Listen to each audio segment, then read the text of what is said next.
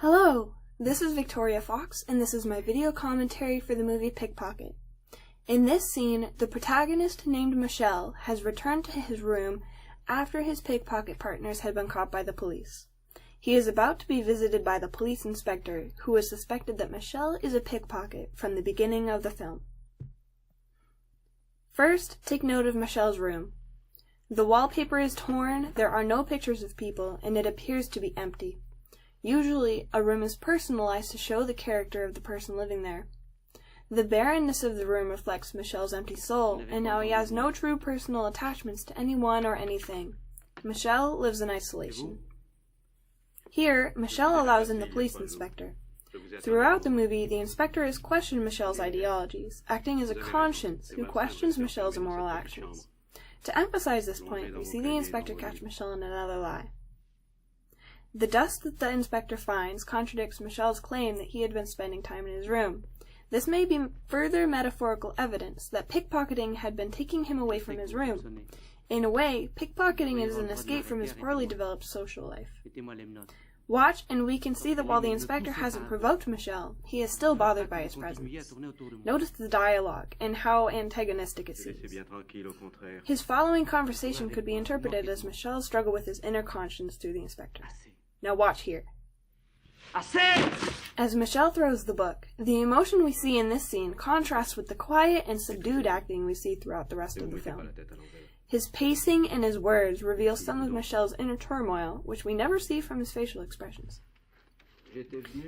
In this scene, we really get to see the police inspector play the role of Michel's conscience. Watch as they both sit together and have a very long, personal conversation. The inspector reminds Michel that he stole from his own mother, and that while the law hadn't been able to punish him, the event was still morally disturbing. While Michel appears unbothered here, we will see how defensive he becomes after the conversation. This idea, that the conscience steps in to punish wrongdoings when the law cannot, is a theme that we see in the brothers Karamazov. Michel's theft against his own mother parallels Ivan's treachery against his father, where neither of them are found guilty in the eyes of the law, but that they both still remain haunted about their actions through their conscience. Notice this line of dialogue here. In this quote, the inspector says, "Stealing from your mother isn't really stealing." But in the context of the conversation, the inspector is saying that the act isn't punishable by law, but the act is still very morally wrong. The idea that the conscience's ability to punish wrongdoings is important both philosophically and plot-wise. Earlier, Michel justifies his theft by saying that superior men should be allowed a degree of lawlessness for the good of society, and that these superior men could be identified by a lack of guilty conscience. This can be connected to Kierkegaard's theory of the transcendence of the ethical, where the knight of faith rises above what is conventionally considered moral in order to pursue their ultimate devotion. If Michel really does transcend the ethical in order to justify pickpocketing, this puts Kierkegaard's theories into question. Can crime really be an ultimate commitment, making Michel a knight of faith by pursuing what he believes will help society? Or is this more of a subversion of the ethical, allowing Michel to fall to the lower immediacies of the thrill and pleasure of pickpocketing?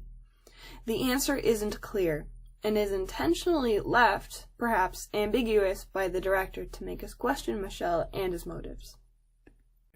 Continuing on, Michel's aggravation with the police officer grows, and it isn't just about his struggle with the law.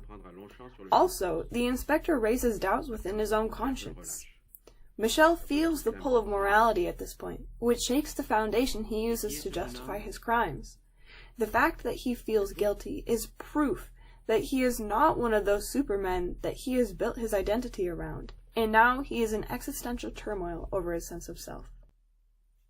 To regain his sense of superiority and to save himself from his guilty conscience, Michel tries to dismiss the inspector's claims and calls his methods odd.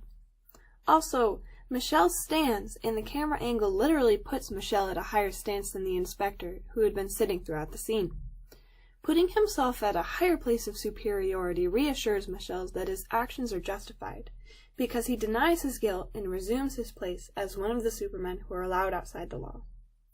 The back and forth arguing between Michel and the inspector truly embodies Michel's own struggle with his conscience. This is why this scene is so reflective for Michel. It is metaphorically and literally a debate between his conscience, represented by the inspector, and his logic, embodied by himself, in the room that represents his empty and beaten soul. It's a very intimate and personal scene.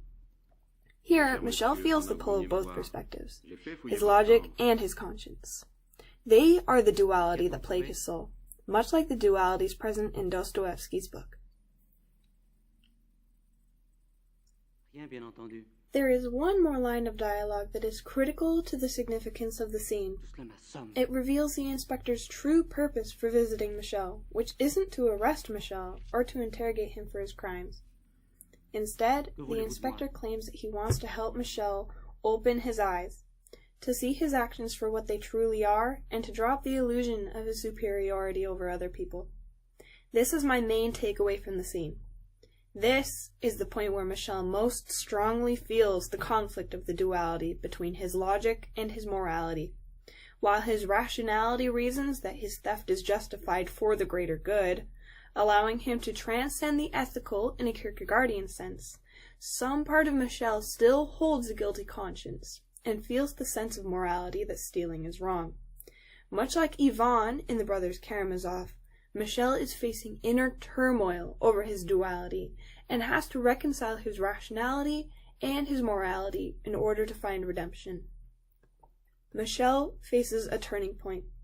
He can admit his crimes to the police officer now and admit his guilt to himself, face punishment, and perhaps come to redemption by owning up to his true self and finding community. Or Michel can ignore his guilt and attempt to pursue the fantasy that he is a superhuman, excused of crime, bypassing his road to reconciliation and remaining in isolation. This turning point is critical to the plot of the movie, and also plays with the philosophical significance of ethics, morality, and the power of a guilty conscience. Again, my name is Victoria Fox, and thank you for listening.